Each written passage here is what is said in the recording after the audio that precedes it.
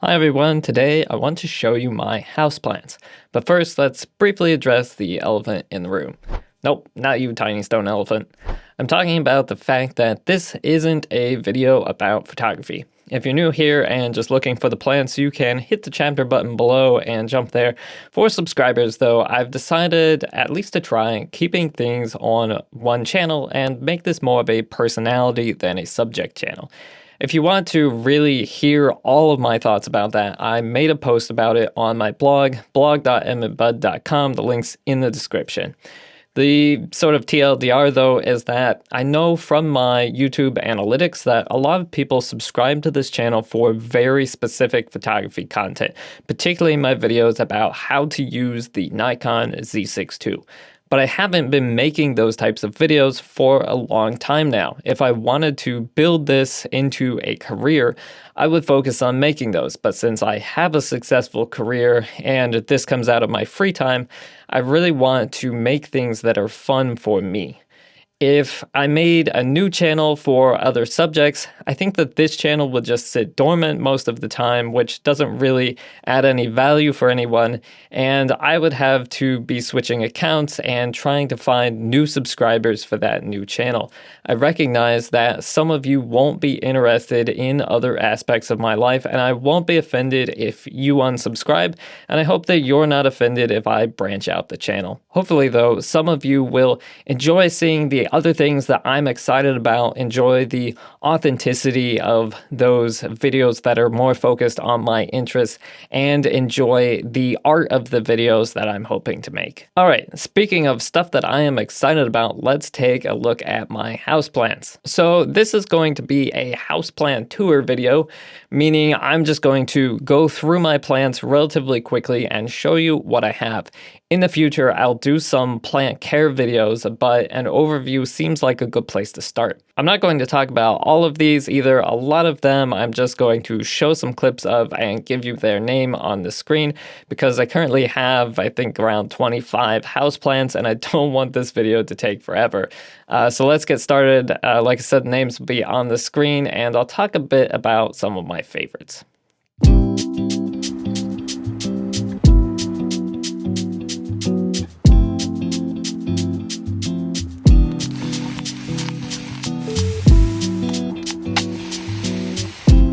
This is the houseplant that really started it all for me. After living here for a bit, I wanted to get more houseplants. I already had a couple of plants, like my ivy and a fern that ended up not really surviving the move.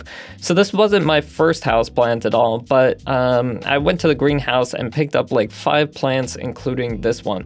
For whatever reason though, this Alocasia was the one that really sparked my interest in houseplants more as a collection than just casually. Before, I think I had only thought of houseplants as maybe a nice living thing to bring inside, and I think that I had mainly grown plants that were native to North America where I live. But this is an Asian tropical plant. It's not really considered beginner friendly, and the silver dragon hybrid is a bit uncommon. That really sparked an interest in growing plants from other environments and trying to collect unusual ones.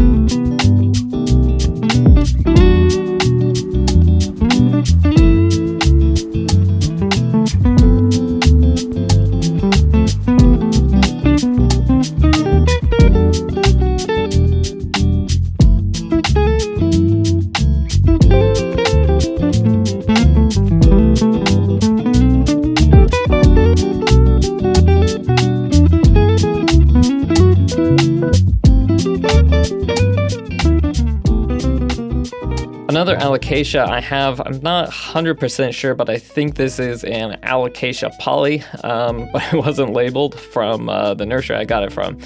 But I got it for a discount because it only had one leaf at the time. That was last fall. Since then it went up to 2 leaves and then gradually lost both of those leaves and had no leaves for a bit. And then I transferred it into perlite, which I fill about 2/3 full with water and fertilizer, and it's back to having 2 leaves now. When I was transferring it, a corm fell off, which is growing in this moss, and that has 3 leaves, so funnily enough, it is more successful than its parent ever has been.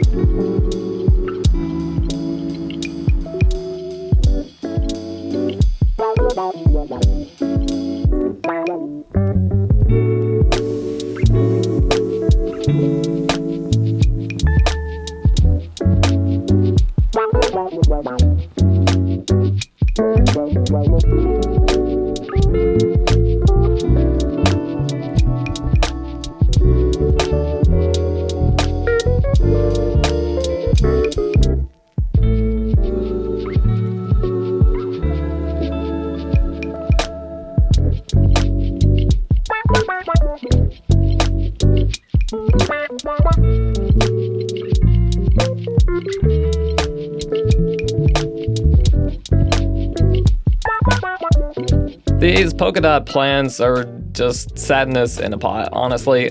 They looked so nice when I got them, but they immediately started getting leggy. For the most part, they actually look pretty decent up on the shelf, but they do really need some work. They're probably overcrowded at this point, so I should split them up a bit, and ideally I would trim and propagate them to try to get it to bush out more.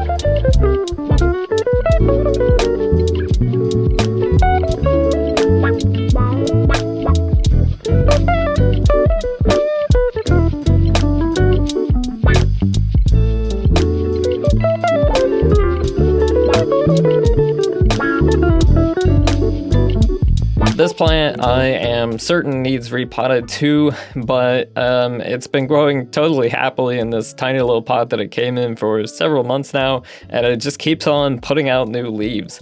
I love the variety of philodendrons that there are though, and this is a really fun one that seems to be pretty easygoing. Another great philodendron is this Prismacolor Sun Red. Unfortunately, it doesn't have any new leaves to show you right now, but the new leaves are a nice kind of sunset red color, and then they turn green as they age. And this is a hybrid philodendron that is actually licensed by Prismacolor, the colored pencil company, which I thought was fun. I probably paid extra for that brand name, but whatever.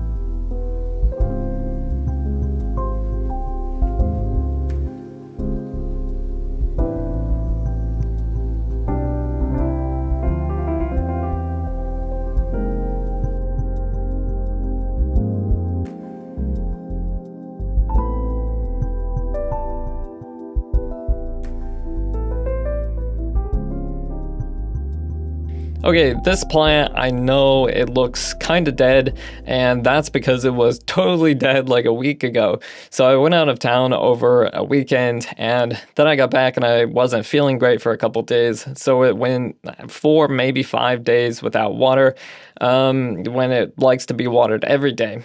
And so I came back in here and it was totally crispy. Now, it had looked pretty bad a few times before and just bounced back in a couple hours after watering. So I thought maybe it was just being dramatic. Gave it some water, but no luck. So I kept watering it for a couple days and then decided, it's gone. It's totally dead. I figured that I would find another one at the store and put that one in a self-watering pot to avoid that. But the only reason that plant is still here, like a month or so later, is because I just never got around to throwing it out. But maybe a week ago, so 3 or 4 weeks after it looked totally dead, I noticed some new leaves popping out, and apparently it has resurrected. So I got some self-watering pots, and I'm going to put it in one once it has recovered a bit.